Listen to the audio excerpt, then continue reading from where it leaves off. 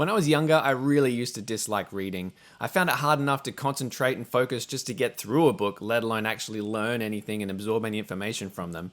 Since then, though, I've really discovered the joy in reading and the limitless resource that we have in books to learn, be inspired, and change the way we think. Today, I want to share with you the top 5 books that I've read that have changed the way I think about playing drums, music, and life in general. And no matter where you are on your drumming and music journey, I know that one, if not all of these books will be able to help you in some way too. Let's get into it.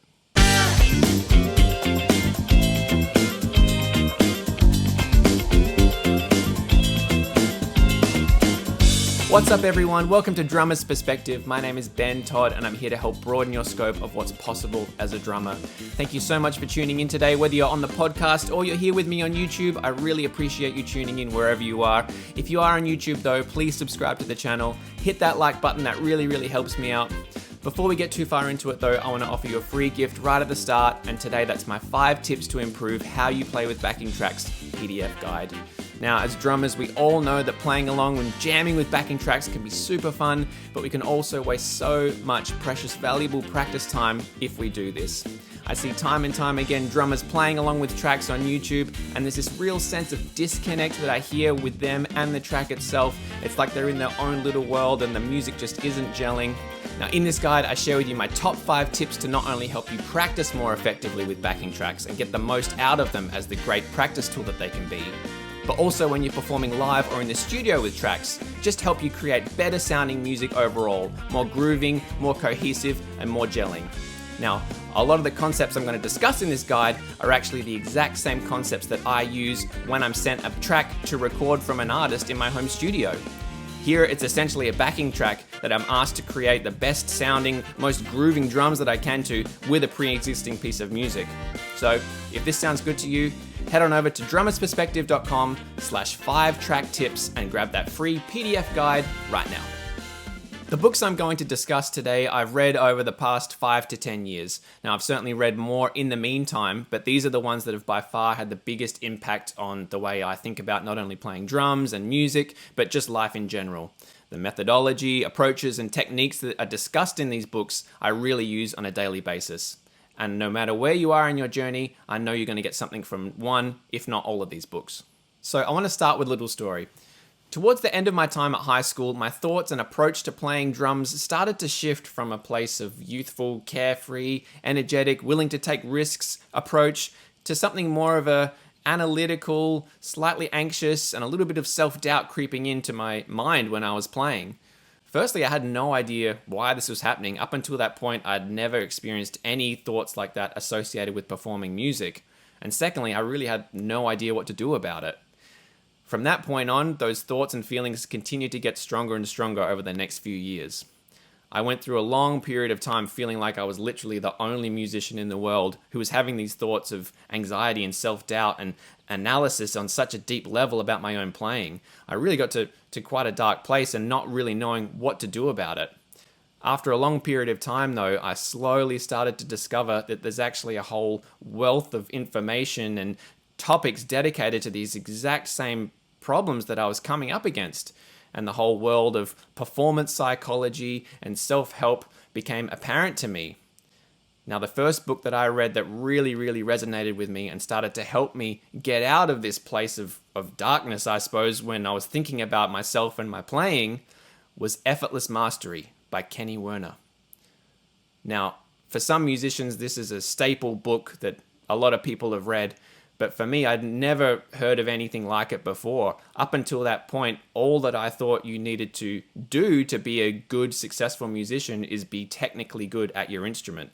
I had really no concept that there could be other factors involved in affecting your performance and how you play, rather than just like if you can technically play something, then you'll be a great musician. After reading this book, though, I realized that there's so much that goes into the overall result of your performance that's got really nothing to do with how you can play technically and so much to do with your mental game.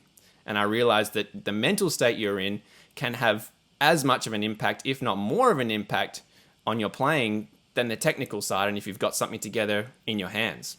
Now, this book introduced some incredibly powerful concepts and approaches towards how you think when you play And Kenny talks about encouraging musicians to be able to play from what he calls the space, which is essentially a place of quiet, calm, unjudgmental, uninterfering thoughts in our mind where we can just listen and absorb the music as it's flowing. One of the first questions that the book poses is, think about a time when you had no pressure to perform well, perhaps a jam session with friends or practicing in your private practice room. And how did you play? Most of the time, you'll say you played not so bad.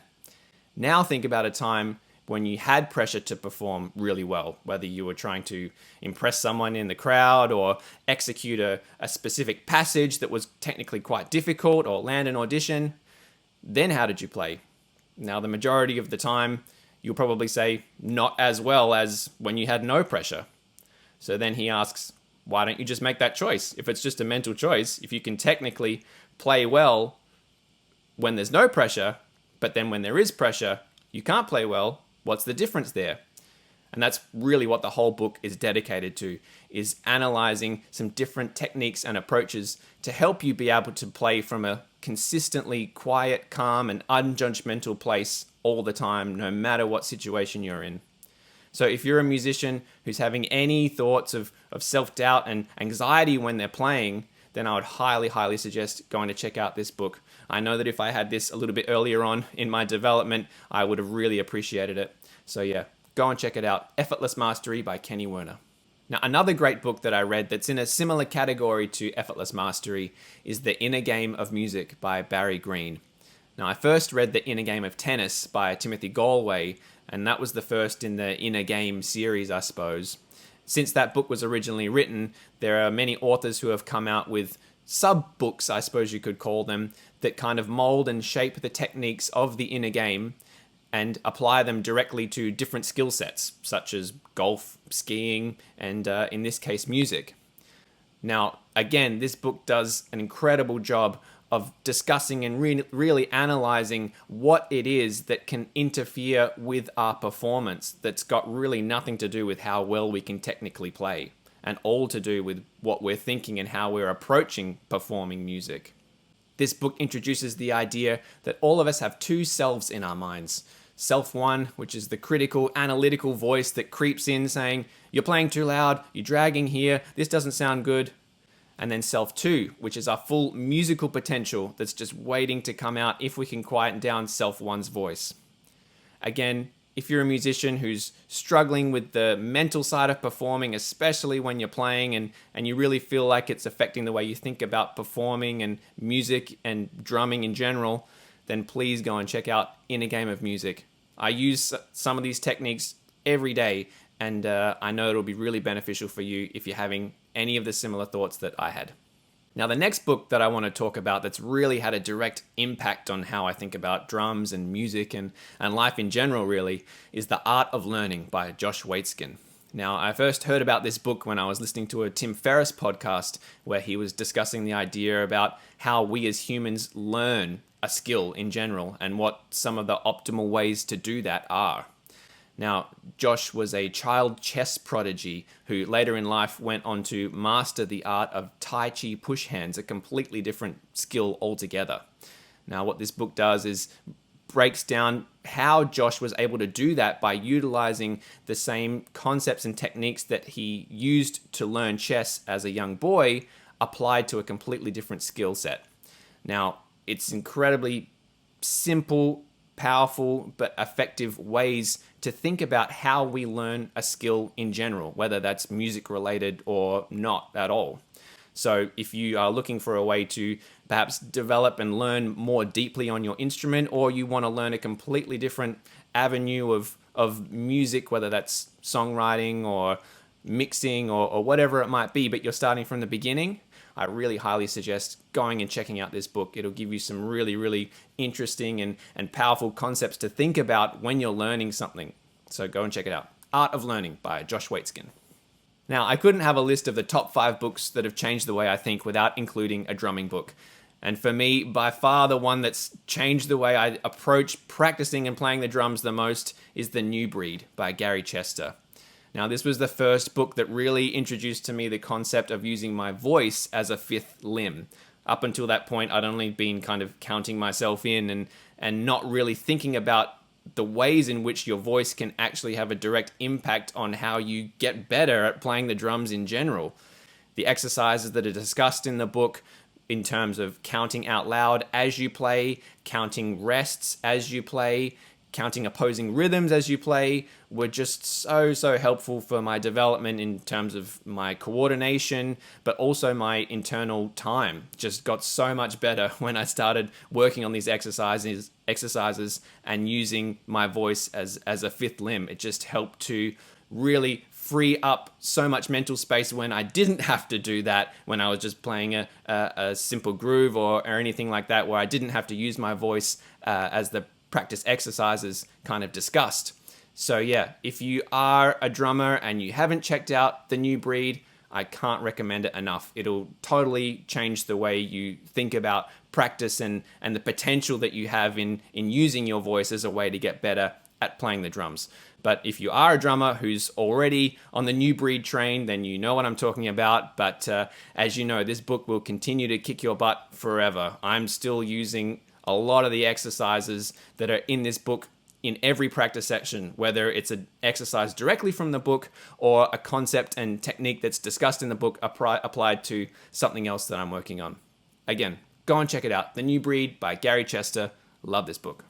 Now, the last book that I want to talk about today that's really changed the way I think has got actually nothing to do with drums or music at all, but it's got to do with another super important part about being a professional musician, and that's managing finances. And for me, that book was The Barefoot Investor by Scott Pape. Now, as musicians, when we're coming up through school, whether it's high school or university, there's really very little integrated into the educational syllabus about managing money. As you know, once you leave school and you become a freelance musician, like many of us do, you are essentially a small business owner of your own freelance profile. Yet a lot of us really have no idea how to manage our money the best way. Now, as a freelance musician, our income is constantly fluctuating. One week it's great, one week it's bad, another week maybe it's worse, then there's a couple of weeks where it's great. It's not like a 9-to-5 office job where you've got a regular stream of income coming in that you can budget things out based off of that income. But if you are a musician who's fortunate enough to have a regular paying job to play music, the concepts and techniques that are discussed in The Barefoot Investor are just as applicable. Now, this book really has changed my life, and I certainly don't say that lightly, but as a musician, it's helped put me on a path of financial security where now I no longer feel the mental weight and strain that I used to think about with money, especially with a fluctuating income.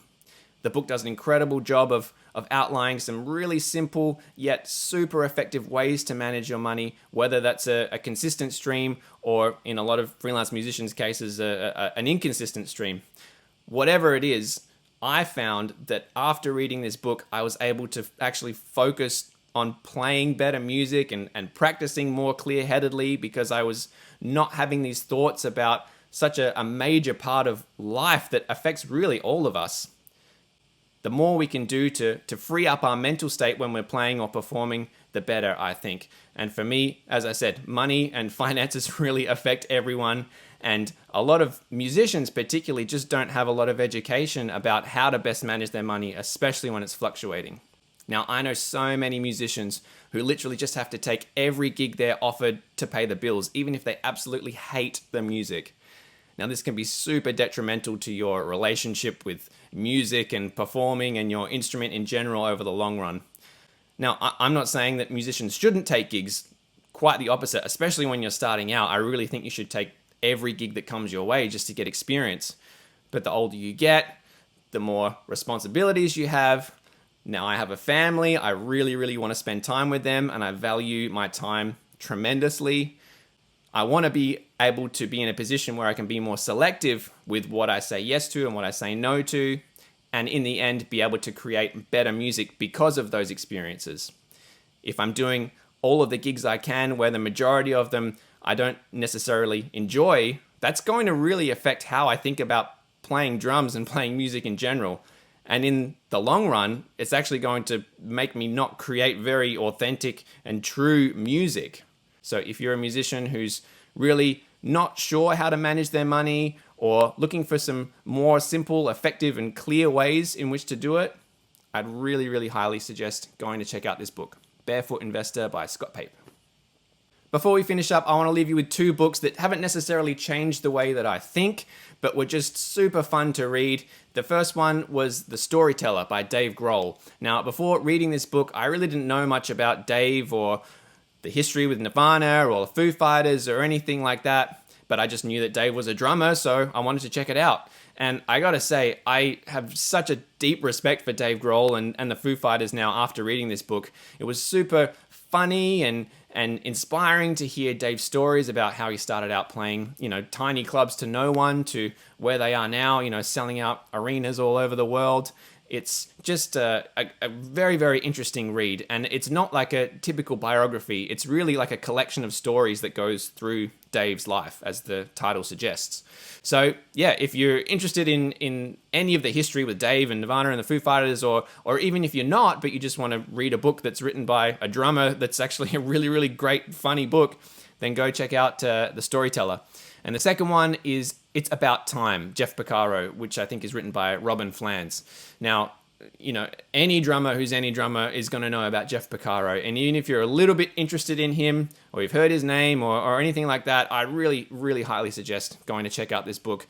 I mean, I know for myself, I've spent countless hours listening to Jeff's playing, but didn't really know much about his history and how he developed in the studio scene.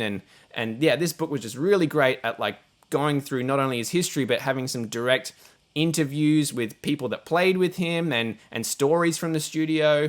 They talked to his family, and it gave an incredible sense of how Jeff thought about life and his philosophies on music and performance and drums. And yeah, I just found it really, really inspiring and insightful to hear these words from a drummer who I'd spent so much time listening to play, but didn't really necessarily know much about his story and his philosophies on drums. So yeah, even if you're just a little bit interested in Jeff Porcaro, or you love Jeff Porcaro and you haven't checked out the book, then please go and read it. It's super, super cool. So yeah, It's About Time, Jeff Porcaro by Robin Flans. It's a great book. That's it for now. Thank you so much for sticking around. Hope you've enjoyed hearing the list of the top 5 books that have changed the way I think. More importantly though, I really want to hear from you. What are the books that have had the biggest impact on you, whether that's drums or music or life related? I really want to know. Put them in the comments below, and if I haven't read them already, I'll definitely check them out. Thank you so much again for being here. Please head to drummersperspective.com and sign up to the mailing list, and I'll see you next time on Drummer's Perspective.